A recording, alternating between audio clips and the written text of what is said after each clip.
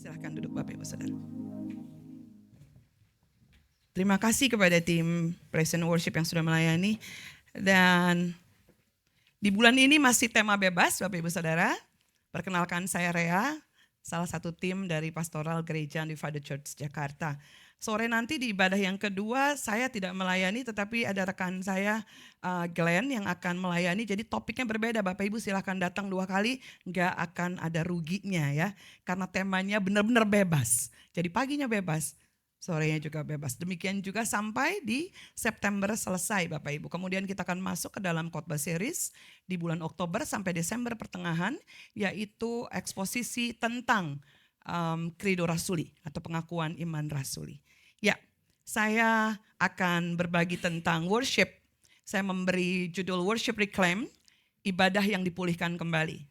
Baik Bapak Ibu, saya sangat diberkati oleh dari sebuah buku yang berjudul The Beauty of Christian Worship dari Budian Tolim dan Lucky Samuel.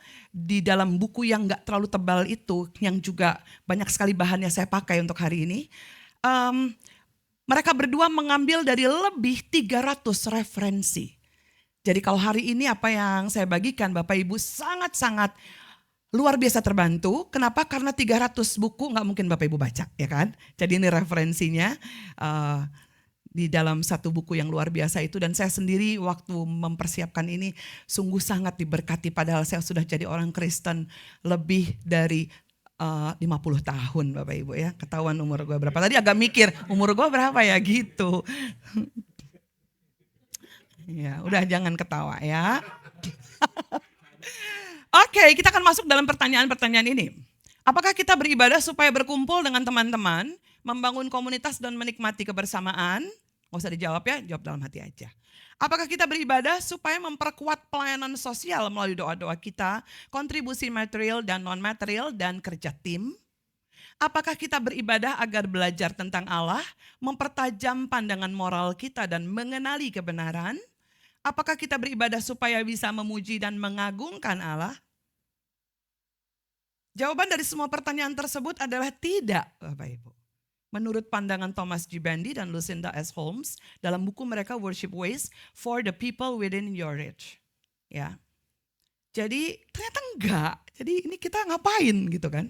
Nah, makanya saya bilang 50 tahun lebih, saya pikir 4 hal itu adalah yang menjadi fondasi ibadah orang Kristen Bapak Ibu. Ternyata bukan. Ada 2 alasan mengapa kita perlu belajar tentang ibadah, seperti yang hari ini akan saya bagikan. Yang kedua, 2 alasan itu adalah alasan praktis dan juga alasan teologis. Kalau alasan praktisnya seperti ini Bapak Ibu, ada pertanyaan. Kalau saudara dalam satu lingkungan terus ada multicultural dan juga agama yang berbeda-beda, terus ditanya tiba-tiba, bisakah Anda menjelaskan dengan satu kalimat apa itu ibadah Kristen? Sekarang baru mulai mikir ya, ternyata kita nggak tahu ya, apa ya? Ya nyanyi-nyanyi gitu, ya nangis-nangis, ya klaim-klaim janji misalnya. Ya udah jawab aja sendiri. Kedua, kenapa sih tiap minggu kamu perlu ikut kebaktian? 3, apa yang membedakan ibadah Kristen dengan agama lain? Jadi sebagai orang Kristen kita perlu tahu makna ibadah kita, saudara. Sungguh suatu ironi katanya, jika kita itu melakukan sesuatu yang sama berkali-kali dan telah berlangsung seumur hidup, tapi kita tidak tahu yang sesungguhnya kita lakukan saat ibadah. Profesor Frank Sand dari Christian Liturgy ya, dia bilang begini, Catholic and Evangelical, itu bukunya dia bilang gini, mengakui ibadah tak mungkin terpisah dari ritual. Dan ia menegaskan bahwa di seluruh dinamika hidup manusia merupakan sistem ritual, betul ya? Dari bangun pagi hingga kembali tidur, ritual. Dari bangun, nggak tahu ritualnya apa, lihat HP kek atau apa, nggak tahu. Pokoknya itu ritual. Sikat gigi apa nggak sikat gigi, pokoknya ada ritual. Pakai odol nggak pakai odol, itu ritual. Ya, sampai terakhir kalau cewek ada tambahannya skincare. Ya, makanya perempuan itu kalau udah di atas jam 9 atau 10 malam nggak mau terima video call. Karena kembali ke settingan pabrik, ya. Kalau pagi, seneng banget video call ya, karena lagi cakep-cakepnya. Tapi udah di atas jam 10, udah gue udah ngantuk, jangan video call ya, udah gitu. Kenapa? Karena factory kembali ke settingan pabrik. Iya, udah kembali lagi. Jadi penting bagi kita untuk memahami keunikan ibadah Kristen dibandingkan dengan ibadah kepercayaan lain. 3 hal ini, saudara, 3 pertanyaan ini, kalau saudara nggak bisa jawab, maka saudara akan dibilang gini, jadi lu ngapain tiap minggu? Dulu kita ada dress code, mungkin itu salah satu alasan. Supaya kita punya alasan beli baju mungkin ya. Jadi supaya kan dress code-nya begini, supaya kita taat gitu kepada dress code. Sengaja dress code nggak dibikin ya, karena dari tim pengembalaan juga koleksi pakaiannya dikit gitu. Itu sih saudara ya sebenarnya. Jadi ngapain juga gitu kan. Nah ya itu alasan pertama saudara, alasan yang praktis. Jadi kalau 3 ini dipertanyakan, saudara udah mulai mengerti. Jadi kalau, ntar kepanjangan ya. Ini semangat saya hari ini, ini bahannya, pokoknya ini adalah alasan praktis. Kita masuk dulu ke alasan teologis. Nah ini alasan teologisnya. Natur atau identitas kita adalah penyembah Allah. Manusia tuh dikenal ada 3, ini banyak pengenalan, tapi 3 hal yang paling sering diucapkan atau dikumandangkan dalam beberapa sains ataupun ilmu pengetahuan ya. Kita itu homo sapiens katanya, makhluk berakal. Ya, terus kita tuh homo faber ya, bukan home ya, nggak apa-apa Yusak. Karena ini warnanya warna iPhone 17 terbaru ya. Apakah ini tanda saudara ya? Apalagi gereja kita juga logonya orange ya. Ya, mari kita. Kalau saudara nggak sanggup membeli, beli aja casing warna orange. Ya, homo faber, saudara, makhluk bekerja. Homo socius, makhluk sosial. Jadi kita adalah ini gambarannya. Ya, tetapi Alexander Schemann berkata bahwa manusia sejatinya adalah homo adorans. Homo adorans itu makhluk yang menyembah atau beribadah. Jadi Alkitab sejak awal menyatakan bahwa manusia diciptakan Allah sebagai ciptaan manusia bersama dengan seluruh alam semesta mempunyai satu tujuan utama, yaitu mengabdi kepada Allah dengan cara hidup sesuai dengan kehendak Allah dan memuliakannya. Manusia diciptakan Allah untuk menyembah Allah, beribadah kepada Allah. Nah, we are created, redeemed, and glorified to worship God. Kita dicipta, ditebus, dan dimuliakan untuk beribadah kepada Allah. Ini salah satu kenyataan yang lain, homo adorans.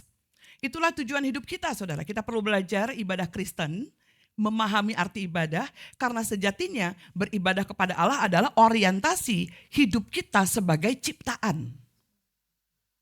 Hal yang kedua saudara, kita masih dalam proses belajar beribadah kepada Allah. Mengapa? Karena kita semua masih dalam proses hidup. Untuk apa? Untuk mengenal Allah Bapa, ini masih berproses. Untuk serupa dengan Kristus dalam proses. Untuk dikuasai oleh Roh Kudus pun dalam proses, padahal Roh Kudus sudah ada di dalam kita. Tetapi untuk dikuasai, untuk tunduk dalam proses. Proses ini dikenal sebagai sanctification atau pengudusan. Jadi jika kita masih dalam proses-proses tersebut Bapak Ibu Saudara, demikian juga dengan ibadah kita. Pada waktu pengenalan kita akan Allah bertambah dan bertumbuh, demikian ibadah kita. Pada waktu pengetahuan dan penghayatan kita dalam beribadah bertambah dan bertumbuh, demikian juga pengenalan kita akan Allah. Jadi kita perlu belajar ibadah, memahami arti ibadah yang sesungguhnya karena kita sedang menjalani proses pendewasaan. Katakan pendewasaan. Jadi kita ini semua adalah, kalau kata Noel di minggu lalu, si berantakan-berantakan itu. Yang sedang dalam proses pendewasaan. Alasan teologis yang ketiga, kita selalu digoda untuk beribadah kepada yang lain. Betul atau betul? Menjadi orang Kristen tuh nggak otomatis bikin imun terhadap godaan untuk nggak geserin Tuhan dari tahta hidup kita. Nyanyi sih, berdaulat atas hidupku, tapi nanti dulu. Bohongnya banyak saudara. Kita sering mengganti, tadi Mei bilang dalam berita anugerah. Seringkali hati kita itu selalu menggantikan apa yang Tuhan udah berikan dalam hidup kita menjadi berhala-berhala, hati berhala dalam kita. Dalam keberdosaan dan kelemahan kita, kita harus mengakui bahwa kita suka berselingkuh layaknya bangsa Israel saat itu menduakan Allah. Kita terlalu gampang menjadikan apapun sebagai berhala dalam hidup kita. Seorang novelis bernama David Foster Wallace melalui pidato dalam acara Des Natalis Canyon College pada tahun 2005 dan dikutip oleh Timothy Keller pada saat itu, berkata dalam keseharian hidup kita sebagai orang dewasa tampaknya tidak mungkin ada ateisme murni. Tidak ada situasi hidup yang tidak menyembah. Semua insan pasti menyembah. Pilihannya tiap pribadi adalah apa dan siapa yang disembah. Perkaranya cuma itu. Jadi belajar tentang ibadah itu seperti proses kalibrasi. Menyetel ulang. Seperti sebuah kompas, timbangan, meteran supaya kembali normal. Belajar ibadah itu ibarat proses kalibrasi yang menyetel ulang hati kita supaya kembali kepada Tuhan. Nah, ada 3 hal besar saat ini yang akan kita pelajari. Mengapa kita belajar tentang ibadah? Yang pertama, dalam ibadah Tuhan yang mengundang. Wow. Bukan gembala yang mengundang kita. Bukan teman kita, saudara. Mungkin lewat mereka ya. Tapi kita harus sadari, Tuhan sendiri yang mengundang. 3 konsep keliru tentang ibadah Kristen. Katanya ibadah adalah inisiatif saya untuk menyembah Tuhan. Agama adalah usaha manusia mencari Tuhan. Mendapat perkenanannya. Ritual tertentu di waktu tertentu membawa kurban, sesajen sebagai persembahan. Itu yang agama pahami tentang menyembah Tuhan. Tetapi ibadah Kristen didasari dengan suatu keyakinan bahwa Allah yang berinisiatif, bukan manusia. Sebagai sumber segalanya Tuhan yang menciptakan ibadah. Sebagai pencipta dia menjadikan kita ciptaannya sebagai penyembah-penyembah. Lalu ada pertanyaan, bagaimana dengan hasrat manusia untuk mencari dan menyembah Tuhan? Memang benar, ya. John Calvin bilang, kita tuh disebut sensus divinitatis. Apa itu divinitatis? Benih keagamaan udah ada di dalam hidup kita, tapi jangan lupa, benih itu pun berasal dari Tuhan. Jadi bukan atas inisiatif diri kita, bukan produksi manusia, Bapak Ibu. Apalagi manusia telah jatuh dalam dosa. Udah kelar. Apapun yang ada di dalam kita pasti munculnya hal-hal yang tidak berkenan. Dosa membuat hasrat manusia untuk menyembah Allah selalu ditunggangi dengan berbagai kepentingan lain. Ibadah yang bersifat transaksional. Karena ada pernyataan dalam Alkitab kan 60, 30, 60, 100 kali. Lumayan juga. Seperti ada kisah saudara. Seorang petani nanam wortel. Lalu ada satu sekali panen. Wortelnya besar bagus banget. Dia kasih ke raja. Tuh rajanya bilang begini. Karena kamu udah kasih dari hati kamu. Saya kasih lahan. Supaya kamu bisa menanam wortel lebih banyak lagi. Ada seseorang bangsawan yang dengar pernyataan itu dia bilang gini. Kalau wortel jadi tanah. Apa kabar kalau gue kasih yang lain? Kita sering kali berpikir itu. Datang beribadah kita berpikir. Kita yang menentukan segala sesuatu. Dia kasih ke kerajaannya, ini ada kuda yang terbaik. Rajanya bilang apa? Makasih. Loh, kok gak dikasih tanah? Rajanya bilang gini, petani tadi memberi untuk saya. Tapi kamu memberi untuk dirimu sendiri. Benih dosa saudara, apa yang saudara mau banggain sih? Ini lagi yang kedua, kesalahan pandangan. Ibadah adalah apa yang bisa dan harus saya lakukan untuk Tuhan. Agama memahami bahwa ibadah baru benar dan berkenan saat seorang berusaha sekuat tenaga melakukan ritual keagamaan. Jangan sampai salah beli apel. Sesajen, saudara. Ya kan? Jangan sampai salah, takutnya kalau nggak seimbang kiri dan kanan, wah macam-macam, saudara. Itu agama, ritual. Memang benar dalam ibadah Kristen kita diminta melakukan sesuatu seperti memuji Tuhan, berdoa, ya, baca Alkitab, mendengar firman, memberi persembahan itu juga seperti ritual juga saudara. Merayakan perjamuan kudus dan lain-lain. Tetapi semua itu bukanlah tindakan yang menentukan ibadah kita berkenan atau tidak di hadapan Tuhan. Ibadah yang berkenan di hadapan Tuhan semata-mata karena anugerah dari Allah Bapa yang kita terima melalui Yesus Kristus dan dikerjakan oleh Roh Kudus. Oleh karena Tuhan sudah melakukan karyanya bagi kita, maka kita meresponnya dengan melakukan sesuatu seperti memuji, berdoa, mendengarkan firman, memberi persembahan, merayakan perjamuan kudus, dan lain-lain saudara. Ibadah kita berkenan di hadapan Tuhan semata-mata karena anugerah. Anugerah, katakan anugerah. Rumusnya selalu demikian saudara ya. Jadi itu tadi, oleh karena Tuhan yang sudah melakukan karyanya. Maka kita melakukan hal-hal seperti yang kita sudah lakukan. Atau yang sepanjang hari Minggu kita lakukan. Kesalahan ketiga, ibadah adalah apa yang saya rasakan tentang Tuhan dan kepada Tuhan. Yang penting waktu ibadah, waktu saya memuji Tuhan, waktu saya berdoa, saya bisa mengungkapkan perasaan saya kepada Tuhan. Ibadah minggu lalu luar biasa karena lagunya, khotbahnya menyentuh perasaan saya. Ibadah yang baik itu adalah ketika saya merasa dijamah Tuhan saat ibadah. Tentu saja beribadah perasaan kita yang harus terlibat itu benar saudara ya. Bukan sesuatu yang salah. Kita tidak bisa mengabaikan keterlibatan perasaan kita saat kita berdoa, dengar firman, bernyanyi. Akan tetapi ibadah Kristen bukan didasarkan pada perasaan kita semata. Ibadah Kristen tidak bertujuan untuk memuaskan perasaan kita. Perasaan kita bisa berubah-ubah saudara. Karena situasi hidup. Perasaan kita bisa salah. Karena kita adalah manusia berdosa. Bayangkan jika ibadah ditentukan oleh perasaan kita ya. Beda-beda. Yang satu teriak-teriak. Yang satu nangis-nangis. Yang satu bingung. Yang satu. Karena apa? Karena memusatkan pada perasaan masing-masing. Chaos saudara. Gak perlu pakai demonstrasi kalau mau melihat kekacauan.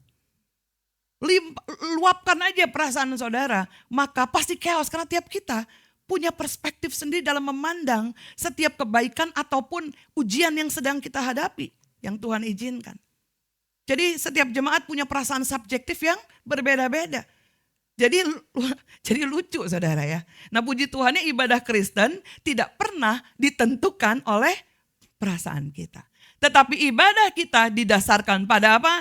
Janji Tuhan yang pasti bahwa ketika 2-3 orang berkumpul dalam nama Tuhan Yesus maka Allah hadir di tengah kita.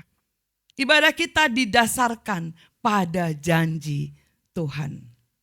Entah saat itu kita merasakan kehadiran dan jamahan Tuhan secara subjektif atau tidak, yang jelas Tuhan pasti hadir secara objektif. Mengapa?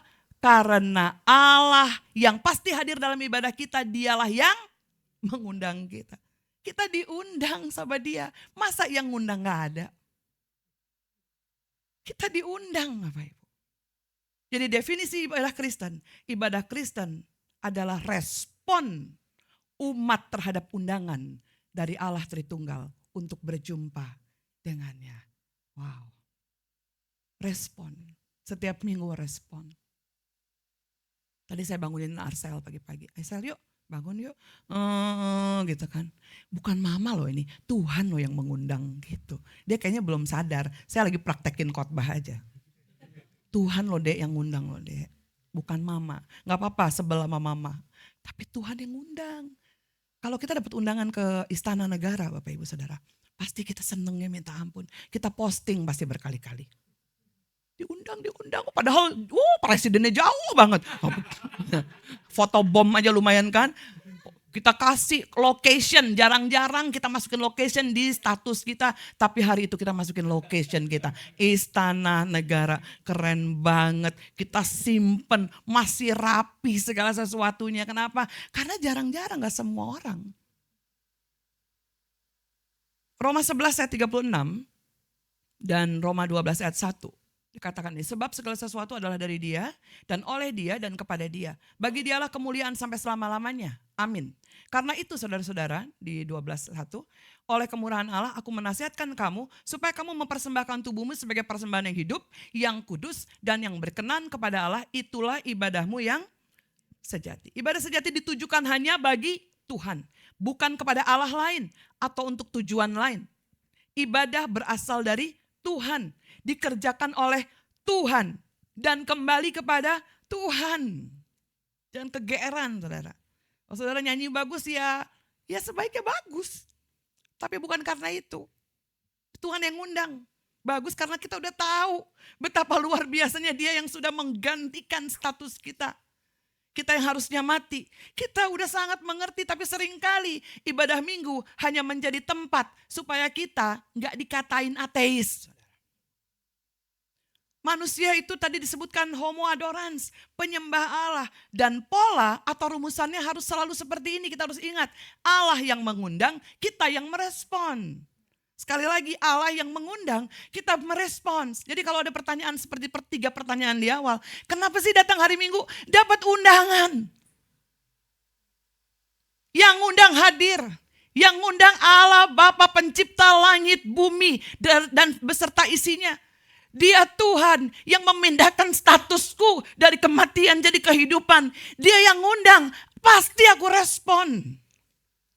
Saudara diundang datang ke sekolahan untuk membicarakan tentang bagaimana perkembangan pendidikan anak saudara. Saudara pasti akan memenuhi itu, bikin kalender khusus saudara.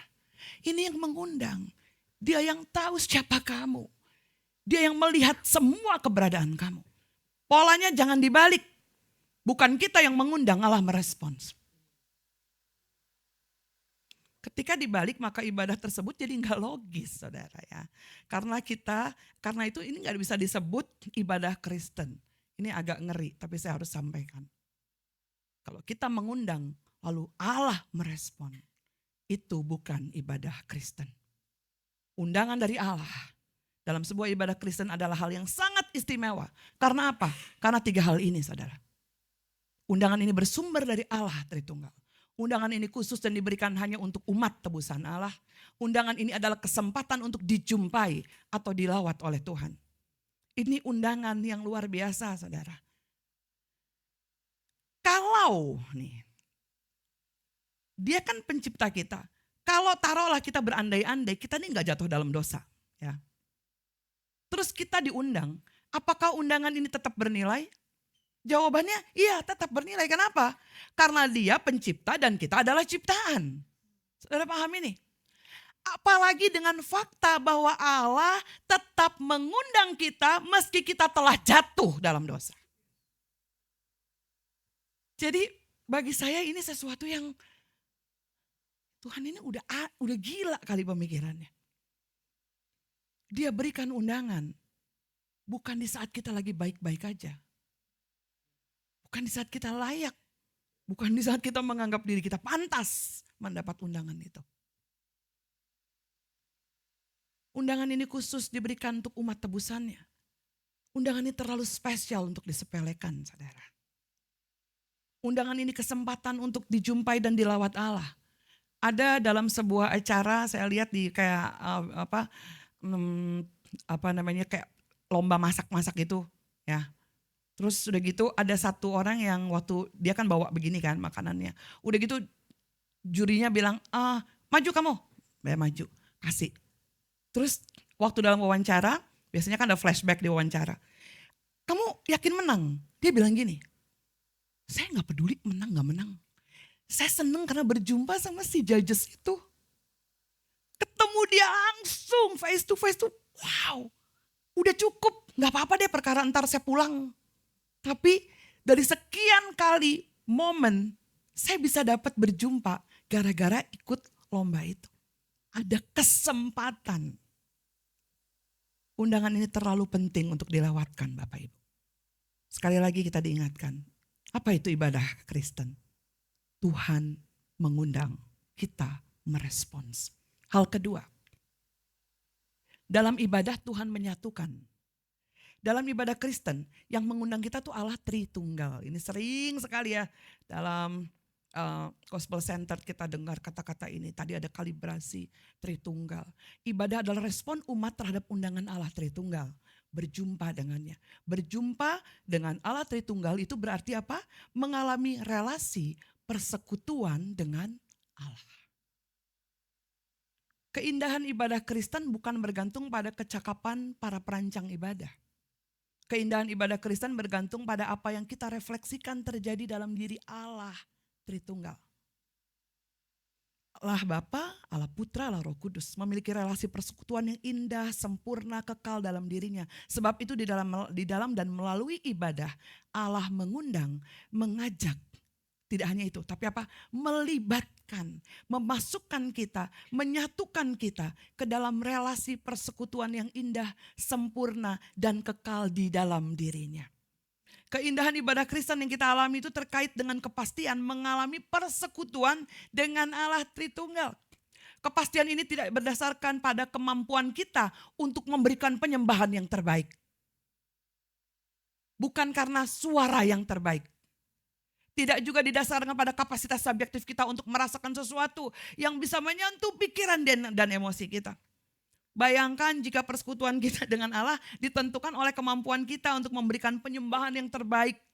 Pasti kita fail tiap hari Minggu. Nada jangan ada yang false. Udah gak bisa saudara. Tarikan satu nafas, kebetulan saya guru vokal ya. Tarikan satu nafas. Anugerahmu panjang. 1, 2, ada titik begitu. Kalau berdasarkan itu kita semua failed saudara ya. Gak usah ngomongin dosa. Kabar baiknya, persekutuan kita dengan Allah di dalam ibadah dijamin oleh Tuhan sendiri.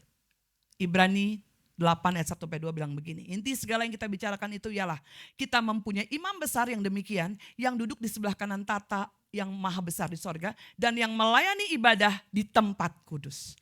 Dia melayani saudara, yaitu di dalam kemah sejati yang didirikan oleh Tuhan dan bukan oleh manusia. Wow.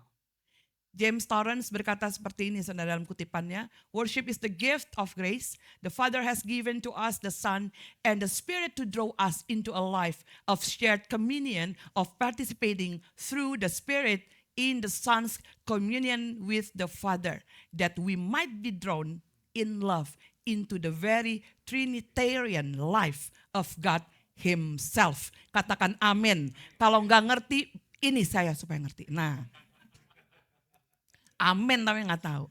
Ibadah itu anugerah. Wow.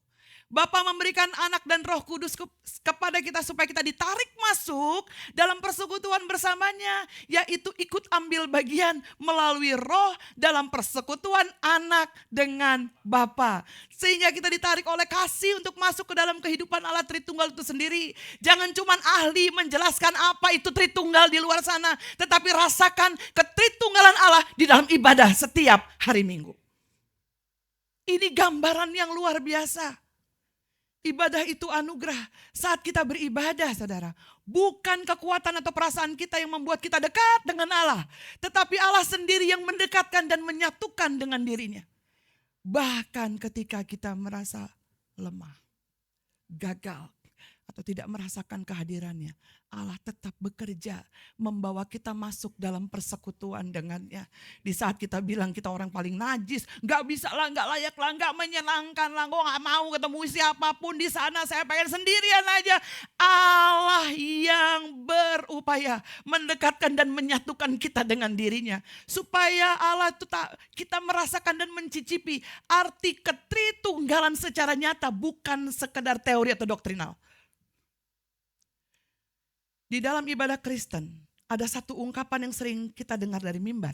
Ya, kayak Marco tadi, mari kita bersama-sama. Seperti iman rasuli tadi, jarang-jarang saya pakai, tadi sengaja praktekin khotbah. Bersama dengan umat Tuhan di segala abad dan tempat. Bayangkan saudara, kita ini gak sendirian. Di segala abad dan tempat kemarin yang hari ini terjadi dan yang akan datang terjadi. Mari kita mengikrarkan. Beribadah secara komunal adalah cicipan atau bayangan dari ibadah yang berlangsung di sorga. Wow. Wahyu 7, 9, 12 dikatakan saudara. Kemudian daripada itu aku melihat sesungguhnya suatu kumpulan besar orang banyak. Ya. Dari apa? Segala bangsa, suku, kaum, bahasa berdiri di hadapan tahta Anak Domba. memakai jubah putih, memegang daun palem di tangan mereka. Dengan suara nyaring mereka berseru, keselamatan bagi Allah yang duduk di atas tahta dan bagi anak domba. Dan semua malaikat berdiri mengelilingi tahta tua-tua. Keempat makhluk itu tersungkur sambil berkata di ayat 12, amin, puji-pujian, kemuliaan semuanya saudara dilakukan bersama-sama. Bersama-sama seperti latihan kita di setiap hari Minggu. Itu akan terjadi di kekalan nanti. Ibadah Kristen itu indah saudara. Sebab apa? Di dalam dan melalui ibadah, Tuhan mempersekutukan kita dengan dirinya dan dengan umatnya. Amin. Tadi undangan pribadi, setelah diundang datang, kita bertemu dengan persekutuan indah sebagai saudara seiman yang lain. Tuhan mempersekutukan dirinya dan umatnya. Ini luar biasa saudara. Wow, yang ketiga. Tadi saya bilang ada 3 ya, salah 4. Yang ketiga, dalam ibadah Allah mentransformasi. Katakan amin. 2 Timotius 3 ayat 5, secara lahiriah mereka menjalankan ibadah mereka, tetapi pada hakikatnya mereka memungkiri kekuatannya. Jauhilah mereka itu. Waduh. Manusia secara umum tetap melakukan aksi ibadah. Tetapi sesungguhnya kita sering menyangkali kekuatan ibadah itu sendiri. Iya apa iya? Nah, datanglah ya, apa? Belum lagi kita lihat orang lain, gitu-gitu lagi. Nah, gimana sih? Aduh, capek deh lihatnya, gitu lagi. Tiap minggu sih paling misalnya paling altar call, tiap maju, altar call maju, tiap altar call di gereja ABC maju. Orangnya dia lagi. Pertama kita kayak tahu, kedua kayak familiar ya. Gitu. Siapa itu? Mungkin kita sendiri ya kayak gitu. Tapi kita memungkiri kekuatannya saudara. Antarlah perubahan itu nanti aja. Kenapa sih? Kenapa kita sering menyangkali kekuatan ibadah? Mengapa? Ini saudara sebabnya. Bukan saya yang ngomong. 2 Timotius 3, 2-4. Manusia akan mencintai dirinya sendiri dan menjadi hamba uang. Mereka akan membual dan menyombongkan diri. Mereka akan menjadi pemfitnah. Mereka akan berontak terhadap orang tua dan tidak tahu berterima kasih. Tidak mempedulikan agama. Tidak tahu mengasihi. Tidak mau berdamai. Suka menjelekkan orang. Tidak dapat mengekang diri. Garang. Tidak suka yang baik. Suka mengkhianat. Tidak berpikir panjang, berlagak tahu, lebih menuruti hawa nafsu daripada menuruti Allah. Alkitab lengkap sekali menjelaskan siapa kita saudara ya. Saya gak bisa mengelak itu semua. Saya pikir ada yang gak masuk. Ada, sampai apa? Belagak tahu, ada saudara. Belagak tahu saudara. Ini yang membuat kita tidak pernah merasakan efektivitas dalam ibadah setiap hari Minggu. Boro-boro transformasi saudara. Hal-hal ini ya, tolong ini di foto ya, supaya ingat saudara ya. Karena pasti kita semua ada di dalamnya. Gak usah bilang gue sih cuma 1, lumayan. 1 tetap saudara ya. Kita perlu mengerti bahwa subjek yang melakukan transformasi adalah Allah, Roh Kudus. Menurut Clayton Smith, direktur dari Bram Center, dia bilang begini saudara. Worship is a locus for transformation. Ibadah adalah tempat atau ruang di mana terjadi perubahan hidup. Hal ini berarti bahwa peribadahan, gereja atau momen kebaktian adalah lokasi atau lingkungan untuk memicu terjadinya transformasi. Hanya melalui perjumpaan dengan Allah, maka semua manusia yang dijumpai Tuhan akan mengalami perubahan hidup yang nyata secara eksternal. Itu juga yang terjadi pada banyak tokoh-tokoh di Alkitab, saudara. Ryan K. Bolger berkata ini, this change is at the heart level, but it's demonstrated kinetically in our daily lives. Jadi perubahan ini berada di tingkat hati, tetapi ditunjukkan secara kinetis dalam kehidupan kita sehari-hari. Perubahan hidup itu satu paket, saudara. Dengan pengalaman dalam ibadah karena yang menjumpai kita itu adalah Allah sendiri. Ada perubahan transformasi gak cuma dari dalam tapi dari luar kelihatan. Suka marah, sekarang jadi gak marah-marah. Tadinya orangnya suka ngomong gosip melulu kerjaannya. Tapi sekarang tiap kali ada omongan yang gak berguna, dia cuma bilang begini, udahlah. Kalau kita berani ngomongin orang, kita siap juga bakal diomongin orang. Mendingan diem aja. Kalau sayang, tegur aja.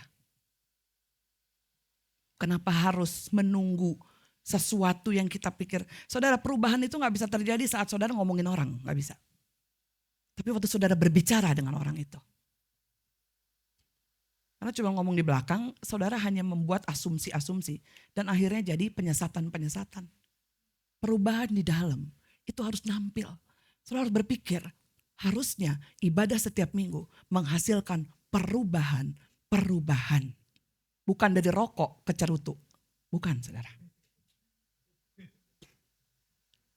Bukan dari hayalan, lalu kita taruh. Dari hayalan suka cewek, itu kita taruh kepada film-film tertentu. Bukan seperti itu perubahannya. Tetapi ada sesuatu yang membuat setiap orang melihat dalam kinetis kehidupan kita sehari-hari. Ada perubahan yang membuat orang kebingungan. Kenapa bisa orang ini berubah? Dan ternyata itu dilakukan Tuhan melalui ibadah yang kita lakukan dan kita ikuti. Perubahan hidup adalah satu paket pengalaman dalam ibadah karena menjumpai kita adalah Allah sendiri. Pencipta langit dan bumi yang menjadi sama dengan manusia. Ia mengerti, mengalami, merasakan kemanusiaan secara sempurna. Saudara, saya akan sedikit memberikan kisah, memaparkan kisah tentang perempuan Samaria. Saudara tahu Yohanes 4, 1-42 ya. Sudah bisa baca di rumah. Dalam Yohanes 4 ayat 49, Yesus tuh harus melintasi Samaria. Sampai di sebuah kota di Samaria bernama Sikar, dekat tanah yang diberikan Yakub dahulu kepada anaknya Yusuf. Di situ terdapat sumur Yakub. Yesus sangat letih dalam perjalanannya itu, karena itu ia duduk di pinggir sumur, kira-kira pukul 12 siang saat itu. Maka datanglah seorang perempuan Samaria hendak menimba air. Kata Yesus kepadanya, berilah aku minum. Sebab murid-muridnya telah pergi ke kota lagi membeli makanan. Ini ceritanya seperti itu, saudara. Maka kata perempuan Samaria itu kepadanya, masakan engkau orang Yahudi minta minum kepada aku orang Samaria? Sebab kan orang Yahudi itu tidak bergaul dengan orang Samaria. Ini situasinya, saudara. Inisiatif Yesus menyapa si perempuan Samaria untuk minta minum. Pertanyaannya, apakah permintaan Yesus hanya sekedar isu biologis karena dia haus? Tidak, saudara, ternyata. Yesus memang harus melintasi Samaria. Yesus tahu bahwa orang Yahudi dan Samaria tidak saling menerima. Tahu dia. Yesus tahu Sikar adalah kota yang diklaim oleh orang Samaria sebagai keabsahan mereka sebagai umat Allah. Jadi ada pertentangan. Jadi kalau secara situasinya, saudara, ini tuh sesuatu yang ngapain Yesus? Capek-capek kalau orang mau bilang. Ngapain? Pasti akan jadi sorotan. Nah, waktu dia bertemu dengan perempuan Samaria, mari kita pikirkan, gambarkan perempuan Samaria ini adalah kondisi kita yang apa? Haus rohani yang tidak terpuaskan. Ini kondisinya, saudara ya. Karena ayat ini udah sangat populer. Keterasingan dan luka sosial. Kenapa? Karena dia dituding, dia udah kawin, cerai, mungkin juga gak punya yang jelas. Udah 5 laki-laki yang sekarang juga belum tentu itu pasangannya. Dan luka sosial itu membuat dia datang ke sumur itu jam 12 siang, ngapain nih Mbak air panas lagi terik-terik matahari. Karena apa? Ada sekumpulan ibu-ibu yang merasa lebih baik dan lebih benar yang suka banget ngomongin dia. Jadi gosiper itu bukan dari baru zaman sekarang, dari zaman dulu udah ada, saudara. Ya, identitas yang terbelah itu wanita Samaria. Gak jelas identitasnya kan, saudara. Kegagalan dan dalam pencarian kasihnya. Ya, itu semua gambaran, saudara. Jadi waktu Yesus minta minum untuk membuka kesempatan supaya perempuan Samaria itu mendapat kesempatan untuk, ini loh yang lucu, untuk memberi. Jadi gini, waktu Yesus minta minum, ternyata secara sosiologis kita harus paham begini. Harkat martabat seseorang itu diangkat ketika ia bisa memberi, betul kan? Kita langsung merasa, oh kita memberi, berarti ada satu pengangkatan dignity-nya, harga dirinya. Jadi secara sosiologi itu sudah kita sadari, kita tahu, kita setujui, saudara.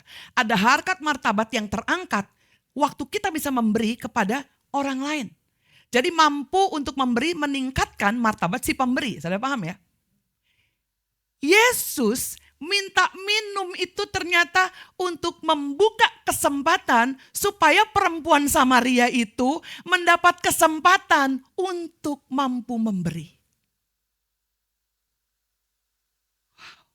Jadi saat Yesus meminta minum pada perempuan Samaria itu ternyata wujudnya dalam bahasa Yunani dikatakan wujudnya itu sama dengan yang disebut kenosis. Kenosis itu pengosongan diri. Saudara tahu ayat ini kan? Mengosongkan diri. Mengambil rupa sebagai seorang hamba, menjadi sama dengan manusia dalam keadaan sebagai manusia. Ia telah merendahkan dirinya dan taat sampai mati, bahkan mati di kayu salib. Waktu Yesus minta air kepada perempuan Samaria, itu kenosis, saudara. Yesus sedang mengosongkan dirinya, Yesus sedang gesturnya itu dia sedang merendahkan dirinya supaya perempuan ini terangkat martabatnya. Itu transformasi, saudara. Itu transformasi. Dia merendahkan diri dengan berbagai macam cara.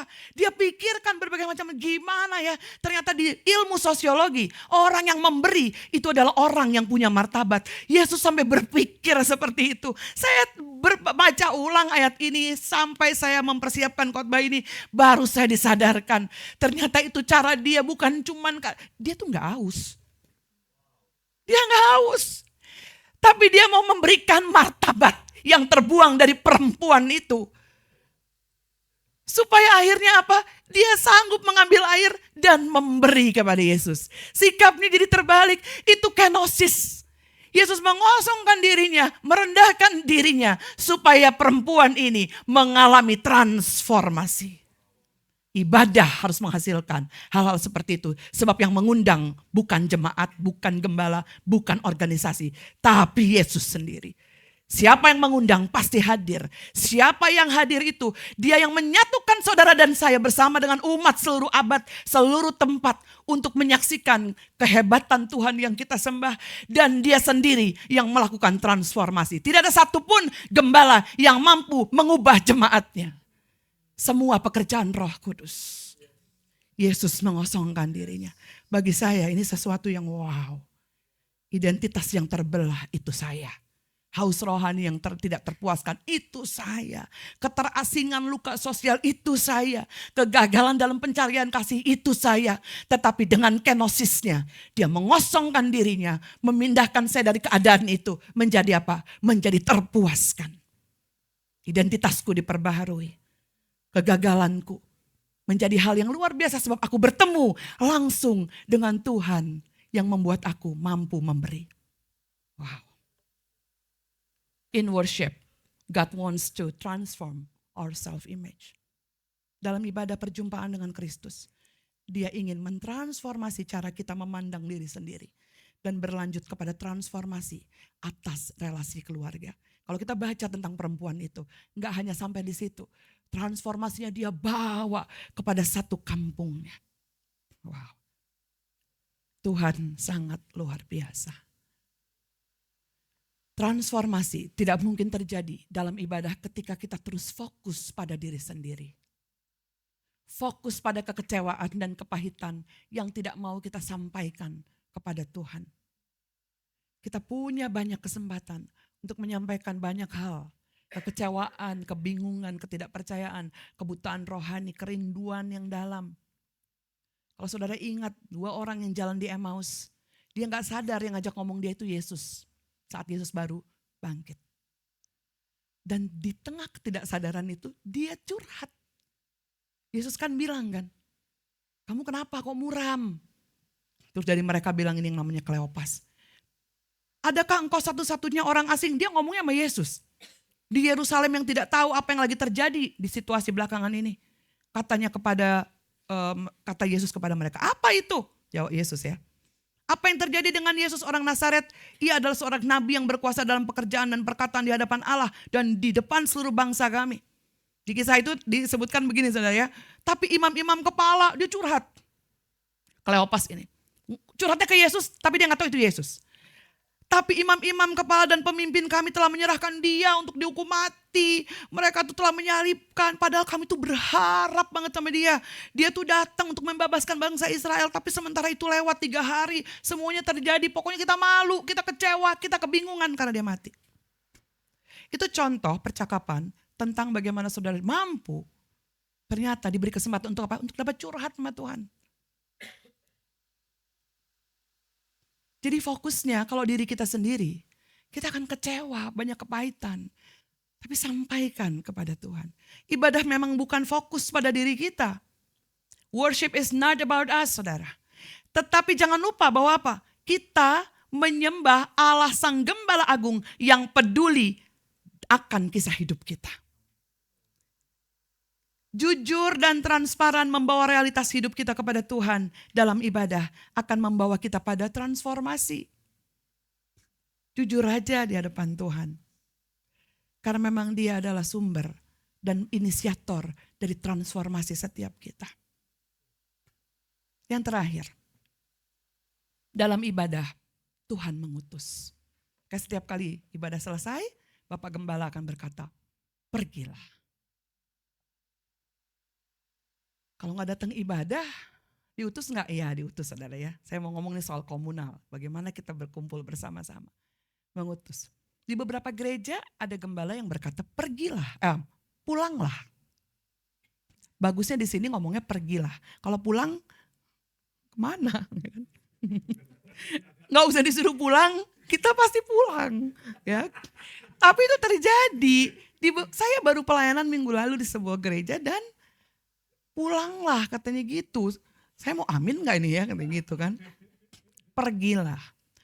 Saudara, ini hal yang luar biasa sebab apa? Pengutusan adalah satu mata rantai keselamatan. Ada pertanyaan gini, ada berapa faktor dan peristiwa yang menuntun pada keselamatan Anda dalam Kristus? Ada berapa banyak faktor dan peristiwa yang menuntun pada keselamatan Anda?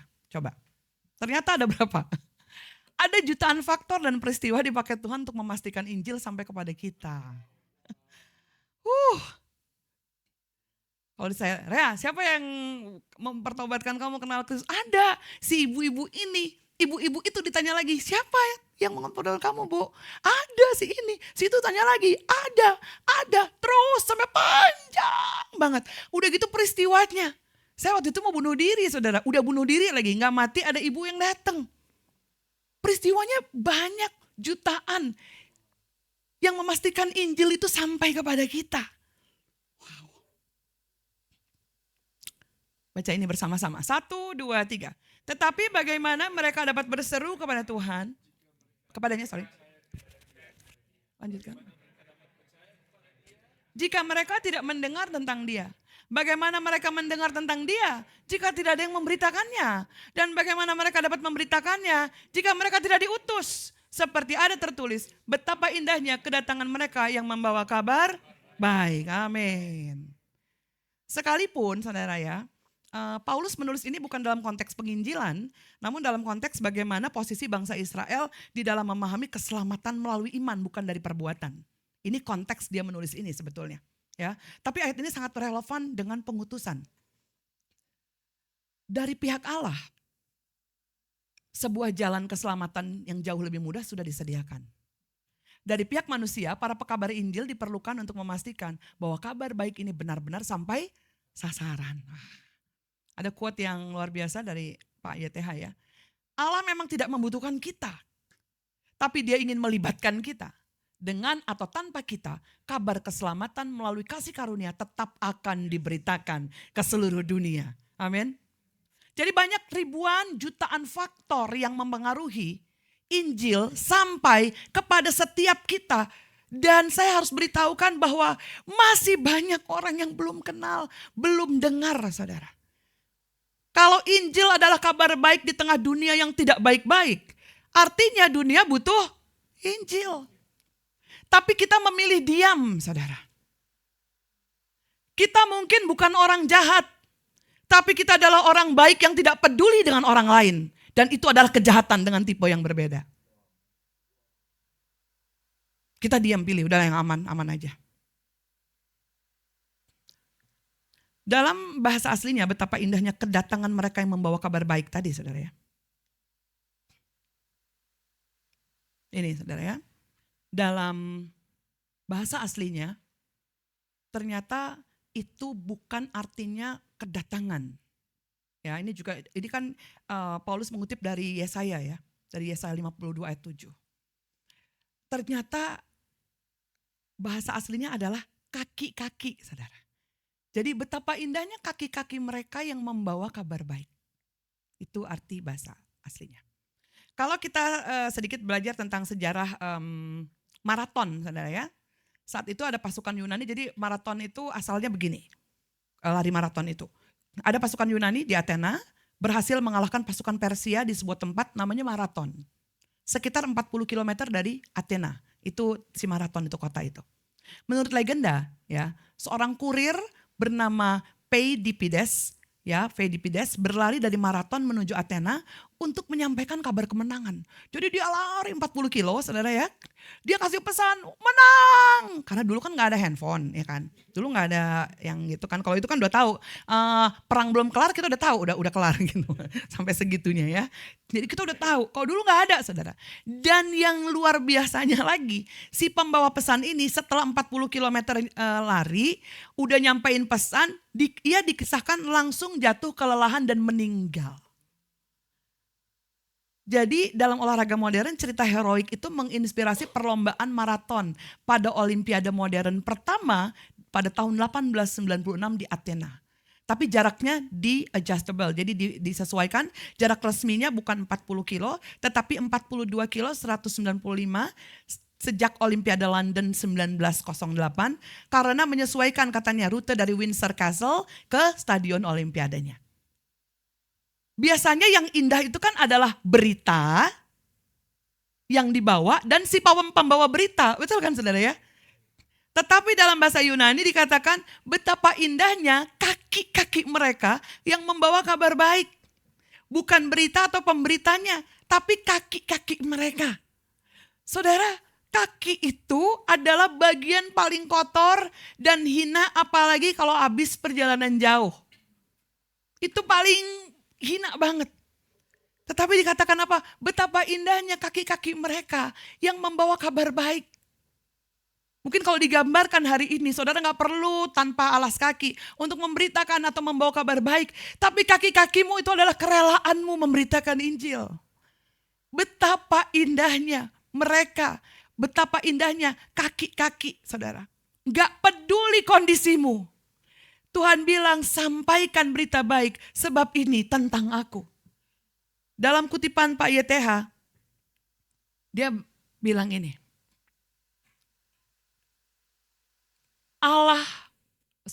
Pemberitaan Injil adalah panggilan mulia yang beranugerah. Bahkan bagian yang terhina dari pemberitanya tetap terlihat indah. Katakan amin. Sekali lagi baca saudara ya. Pemberitaan Injil adalah panggilan mulia yang beranugerah. Bahkan bagian yang terhina dari pemberitanya tetap terlihat indah. Ini bukan tentang saya dan saudara. Ini tentang Kristus. Ibadah minggu adalah pusat keberadaan dan tugas gereja yang harus menekankan tentang kesaksian Injil. Melihat keindahan Tuhan, pribadi dan karyanya Bapak Ibu, adalah anugerah istimewa bagi umatnya. Itulah puncak karya keselamatan Allah melalui Kristus dalam kuasa Roh Kudus. Walau penggenapannya secara penuh baru akan kita alami di langit dan bumi baru, kita sudah bisa mencicipinya setiap kali beribadah. Dalam ibadah, kita diundang memandang keindahan Tuhan yang menyatukan dan mengubahkan kita. Lalu kita diutus untuk memancarkan terangnya di dunia yang gelap.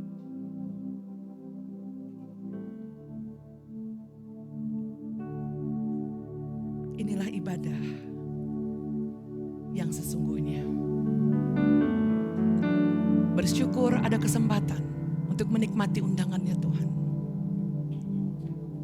Bersyukur melihat penyatuan Bapa, Anak, Roh Kudus secara nyata saat kita berinteraksi dengan keluarga kita di rumah Tuhan.